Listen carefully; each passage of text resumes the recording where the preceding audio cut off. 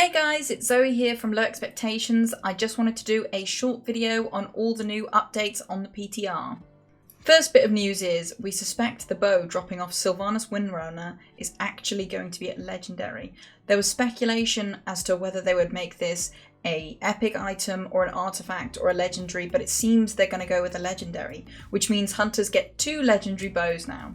I got Thoradal, the Star's Fury, on my priest. The bow kind of looks cool, but also understated. We've also seen Sylvanas have more colour variants of her cloak, which is a quiver. The next piece of news that I'm really excited about is the fact that you can now buy Soul Ash packages and transfer them to your alts. You can move around Soul Ash to whichever character you want to build the most legendaries on. This also is great for people wanting to play their alts. I know it takes a long time to be consistently doing those layer 8s on your alts, so if you could do them on your main and then send the Soul Ash to your alt, this would really help people get to where they want to be with their alts. To be honest, this probably should have been in from day one. These are the things that Blizzard needs to think about adding when they actually create these systems rather than, 12 months after.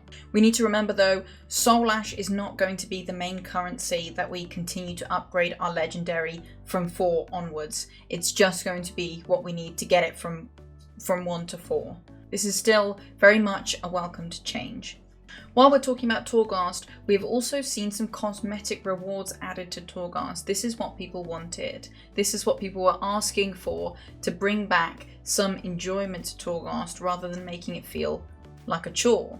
So now they've added loads of different shoulder transmogs. We're also going to be getting a mount for completing Torghast on the highest new difficulty, which will be layer 12. We're also going to be getting a tree system like Horrific Visions. I don't know if you guys played during the last patch in BFA, but we had a little power system that would progress through and it would make us stronger and be able to go further in Horrific Visions. So when you max out this, you'll be getting a little pet.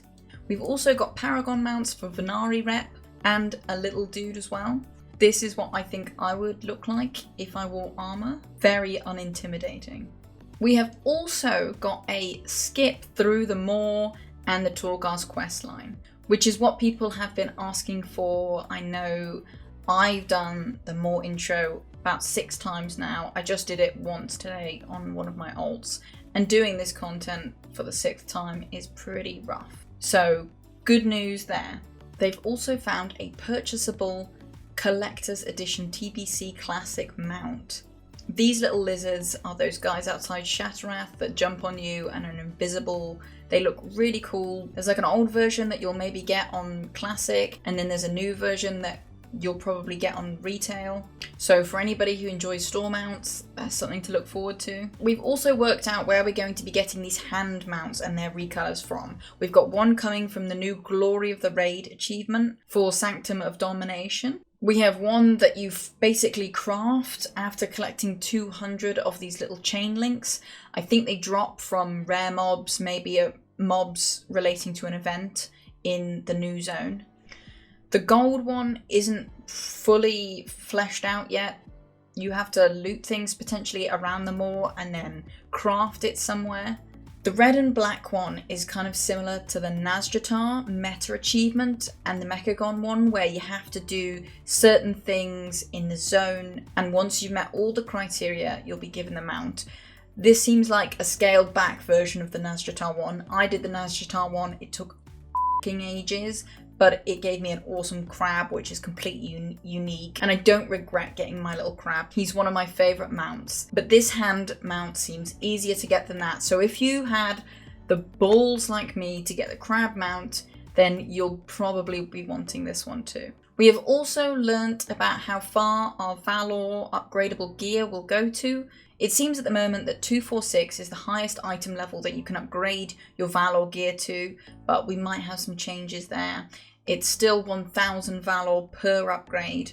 Next, I wanted to talk about the class changes. Now, I know if you've been keeping up to date so far, there have been nerfs for balanced druids. They've actually reversed quite a few of these nerfs. So Balanced Druids are still at a disadvantage to where they were, but they haven't been nerfed as hard as we first suspected. They've increased your New Moon and your Half Moon damage by 33%, they've nerfed Solstice Talent, and they've tried to redesign Stellar Drift. This is going to make playing Stellar Drift a little bit more clunky, and you'll have to pay a little bit more attention. I think overall the Balanced Druids are still not very happy about their situation so far. For Affliction Warlocks, their Shadow's Embrace can only be put on one target, but it lasts a bit longer. They've also been given a new conduit. Hunters have also received a little bit of a buff. Their move Wailing Arrow has been made stronger. They've added a bit more of the framework around their Mythic Plus score that's going to be in-game, so that's slowly coming together.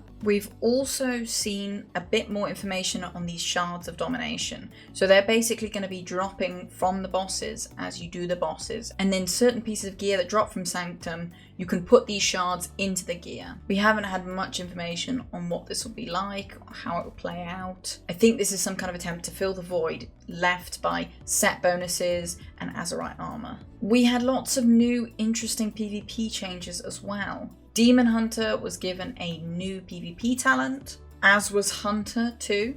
Brewmaster Monk got a new PvP talent, but I don't think I've ever seen a Brewmaster Monk in PvP. Guys, we've also got some Ret Paladin nerfs. Thank f***.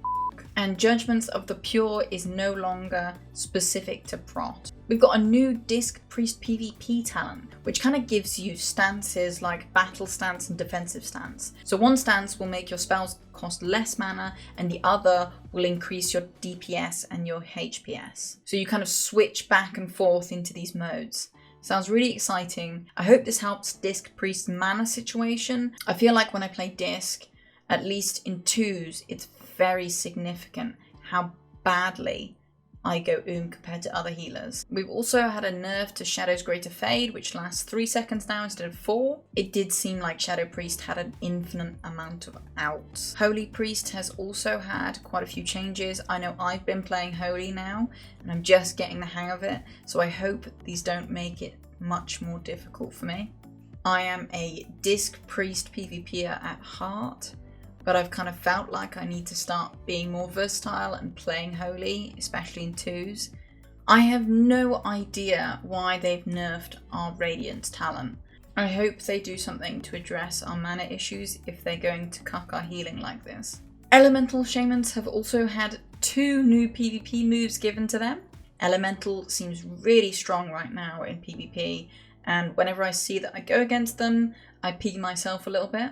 Enhancement has also been given one of these PvP moves. Resto's also been given a PvP move, and their Healing Rain has been increased in PvP combat. I don't play Resto Shaman in PvP, so I don't know if they use this spell, but I'm pretty sure they don't. That's all the updates we've got so far. When there's new ones, I'm going to put a new video out. I tried to keep this video short. I hope you enjoyed it, guys. I stream over at 411 Games on Twitch if you want to come over and say hi. Please like and subscribe, it really helps me out. Have a wonderful afternoon, guys. Take care.